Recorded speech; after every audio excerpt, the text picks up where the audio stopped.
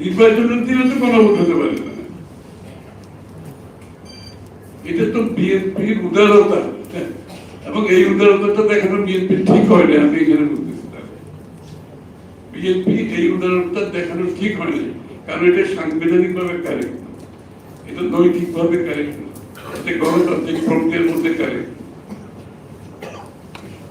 যে উদারতা দেখিয়েছে এটার জন্য আজকে যে সমস্যা আমরা ফেস করতেছি, উদারতা দেখাতে গিয়ে একটা জাতীয় ঐক্যের প্রতি সমর্থন দিতে গিয়ে এইটার কারণে এখন আরো বেশি সমস্যার সৃষ্টি হচ্ছে। এখন বলছে নির্বাচন আগে হতো, নির্বাচনের দিনও মানতে রাজি, যেটা গণভোট হওয়ারই কথা না, সেটা এখন তার আগে করতে চায়, নির্বাচনের আগে করতে চায়। তাহলে এই গণভোট